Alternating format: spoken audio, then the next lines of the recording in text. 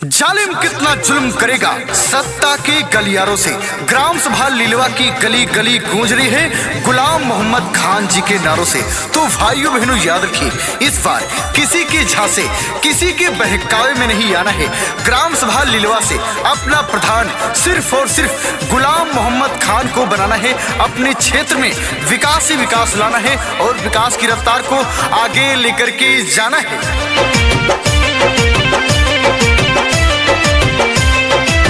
मोहम्मद खान लड़े हैं चुनौआ, बन के प्रधान चमकाए दे है गौआ। गुलाम मोहम्मद खान लड़े हैं चुनौआ, बन के प्रधान चमकाए दे है गौआ। मांग तारे वोट घूमे घूमे पूरा गौआ में, मांग तारे वोट घूमे घूमे पूरा गौआ में। चाची अब की जीताईदा चुनौआ में, गुलाम मोहम्मद खान के चुनौआ में। गुलाम मोहम्मद खान जी का वादा है, अगर वो ग्राम सभा लिलवा से प्रधान बनते हैं तो हर पात्रित व्यक्तियों को कॉलोनी देने का काम किया जाएगा। हर पात्रित व्यक्तियों को विधवा वृद्धा विकलांग पेंशन देने का काम किया जाएगा। गली गली में आरसीसी रोड बनवाने का काम किया जाएगा। हर घर में शौचालय बनवाने का काम किया जाएगा। ऐसी तमाम सरकारी सुविधा है जो सारी जनता तक पहुंचाने का काम किया जाएगा। तो भाइयों बहनों याद रखिए, किसी के झांसे किसी के बहकावे में नहीं आना है। इस बार ग्राम सभा लिलवा से अपना प्रधान सिर्फ और सिर्फ गुलाम मोहम्मद खान को बनाना है।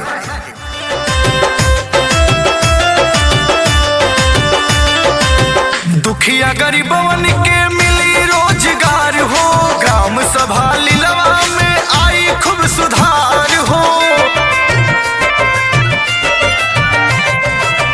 दुखिया गरीबवन के मिली रोजगार हो, ग्राम सभा लिलवा में आई खूब सुधार हो।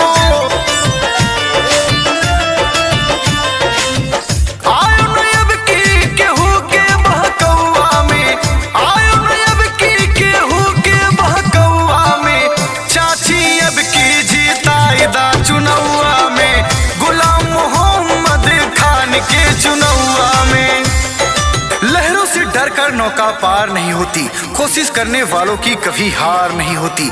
गरीबों के मसीहा, गरीबों के हितैषी, सबके सुख दुख के साथी, 24 घंटे आपकी सेवा में रहने वाले गुलाम मोहम्मद खान को इस बार ग्राम सभा लिलवा से अपना प्रधान बनाना है। अपने क्षेत्र में विकास लाना है।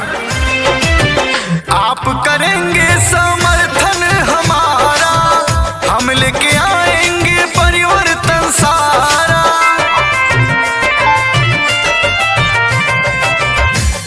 करेंगे समर्थन हमारा, हम लेके आएंगे परिवर्तन सारा। सगर विरोधिये उड़ जाई है अब की हवा में, सगर विरोधिये उड़ जाई है अब की हवा में। चाची अब की जीताईदा चुनौआ में, गुलाम मोहम्मद खान के चुनौआ में। दादा ने ठाना है, दादी ने ठाना है, माताओं ने ठाना है, बहनों ने ठाना है, इस बार भूल नहीं जाना है। ग्राम सभा लिलवा से अपना प्रधान सिर्फ और सिर्फ गुलाम मोहम्मद खान को बनाना है। अपने क्षेत्र में विकास ही विकास लाना है और विकास की रफ्तार को आगे लेकर के जाना है।